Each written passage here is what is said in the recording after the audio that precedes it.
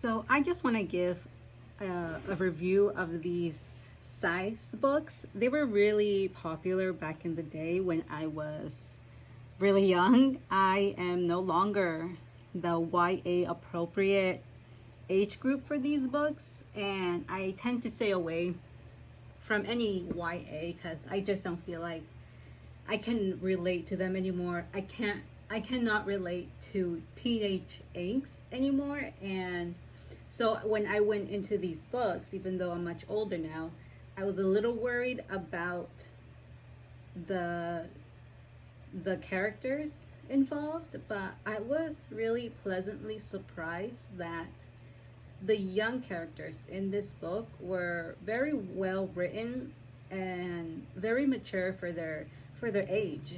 So in book 1, Scythe, I listened to the audiobook, which was very good.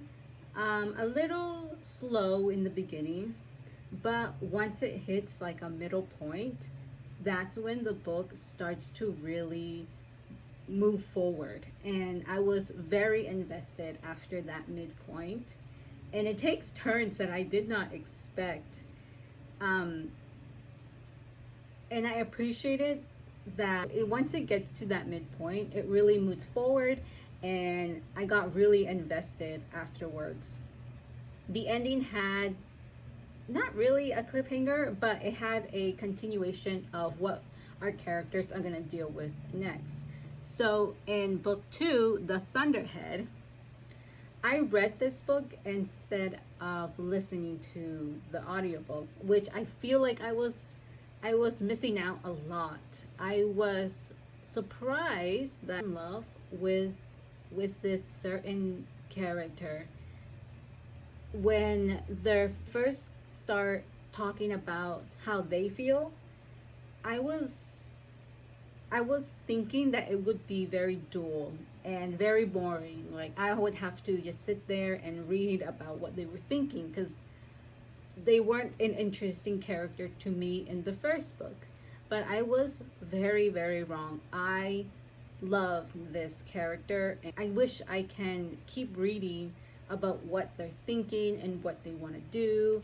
It was so surprisingly beautiful to read, and those parts were definitely my favorite parts of this book. I think that's my favorite part of this book, was a certain character and the emotions that it brought out in me, and as just like its character development really shined in this book. And so when we get to the ending towards this book, all I can think about was Titanic, and I just played that. I just played the Titanic score all throughout the third part of this book. How can you not? Or like the ending of this book. And okay, that one ends, and we get into the book 3, The Toll. So The Toll is the final book of the Scythe series, and I was expecting quite a lot because I really liked the ending of book 2. It had a really, really great ending. So when book 3 came out, when I was listening to the third book, I was a little disappointed. I'm not gonna lie. I wish there was like a lot in this book. So I can't say I wish there were more. There was a lot in this book that was really good, really funny. Again, my favorite character shined through this book, and all the characters, this one felt a little scattered because all of our characters were scattered around. I like the new characters that were introduced. I liked the story it went. I kind of already predicted how issues would resolve, but in a good way. I thought the way that it would resolve was pretty, like the way it resolved was pretty much what I was thinking as well. And that's not a bad thing. Not in my book. For me, that's a good thing, especially since I like the way it resolved. And so this one, I feel like The Toll needed one more part. I think it could have done like a 4th book, to make this feel more completed, in my opinion. Everything kind of just felt rushed at the towards the end of the book. And I felt like in the second book, it didn't feel rushed. It just felt like an adrenaline rush. Versus this one, I feel like the ending was a little, it moved too fast for and it, some things were just not used as well as they could have been used. And again, it's okay. I really liked these books. I don't have a problem with these books, especially if it's not perfect all the way. I still very much like them. I think the only real complaint I have about this book is the ending. Is the ending of this book. I feel so cheated. I feel extremely cheated because it ended the way it ended. Like there was, I feel like they deserve better. That's all I'm gonna say. I guess they just deserve better, and it was frustrating. But I understand you. I don't know if that makes sense, but I understand. Be- Reading the second book, going into this book, I feel like I really understand Neil's writing. So I like, even though I feel cheated, I understand what he was going for. And I think I'm thinking I very much am overthinking all of these things, but it's just how I feel. And I don't know, maybe my ego is too big. Okay, so we also have Gleanings, Stories from the Arc of a Scythe. I was not ready to let go of these series. I really, really enjoyed them. I haven't read a really good series in a while. I've read other good series, but I feel like I haven't read something that I really just wanted to continue. And so when I was going into these short stories, I really wasn't expecting a lot. I was expecting them to be almost boring and just new. Like there's not gonna be anything new in these books, anything that I would find exciting. And again, I was very wrong. I very much like these short stories. I like these short stories more than I like the first book and the third book. If I had to put them in order of like books that I liked, it would be The Thunderhead, Gleanings, Scythe, and The Toll. The Gleanings, the short stories were so good. They were just so fun, so cute. And again, Neil has a really good way of putting art in his books. I've studied art history, so when we get to a short story involving art, I completely could see everything that he was trying to explain, like, or everything that was happening. Like, I could just see it. And I just feel like Neil is a patron of the arts. He truly is. He has such an insightful mind and an art style, I guess. Like, I just don't know. Like, I feel like he truly is a patron of art, and he has such great imagery of art when he writes. Like, I get it. Like, I see it.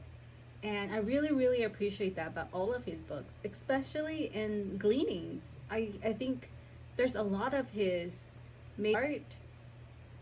art, like his very art knowledge really shines through in this one. So I appreciate, I love these short stories. I think there's like 3 or 4 that I wish. I'm definitely gonna get the audiobook for this one. There's 3, maybe 4 short stories that I just want to keep listening to. Or there's a lot of people narrating these short stories, and they all do such a wonderful job. There's one in particular who narrates The Thunderhead, and I think it's genius. It's just complete genius that this person narrates The Thunderhead. And I think, like, and I was just fangirling when I was listening to to the short stories involving this character. And yeah, I just think Neo is a patron of arts. I understand when he was describing moments of art or a moment in his books that required some sort of art knowledge. Like, I get it and I see you. I get it and I acknowledge it and I love it. So definitely the Gleanings are one of my favorite. It's my favorite installment. Short. I'm glad that he did these short stories.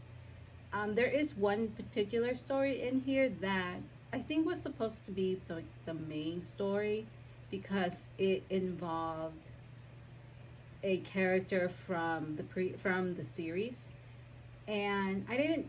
It was good. It was well written. The pacing was great. I was invested, but it was not my favorite. Nor I feel like it was the most important one, and and yeah, I just don't feel like it was the most important book or the import. It wasn't the most important short story in my opinion. There were other stories that made more of an impact on me personally than this particular short story. Well, but yeah, I recommend listening or reading to these books. I recommend listening to this if you can, because there some of the voices you need to kind of hear. I think listening to how people narrate this makes a huge difference. And there's this very cute story that I just like, oh my gosh, it was so cute. And it was so funny and I really appreciate that one. So I think two of my most like cute favorite ones involves a meet and cute and involves characters from the toll. And was waiting for I was waiting for something particular in these short stories. It didn't happen. It did, but it didn't happen the way I thought it would happen. But either way, I'm very happy with these short stories, and I definitely recommend listening to the audiobooks. I think it's the audiobooks give gives them gives them character and really brings the stories to life. So overall, the whole series, with including the short story, was very good. I'm glad I waited until I was this age to read them, because I feel like if I read these slash listened to these when I was younger, I don't think it would have impacted me the way it impacted me as it does right now in my current age. And I wouldn't understand some concepts that Neil was describing. So I'm really glad I read these books now instead of when I was a lot younger. And if anybody reads these, I do recommend the audiobooks, or at least I do recommend the audiobooks for The Gleanings, short stories from the Arc of Scythe.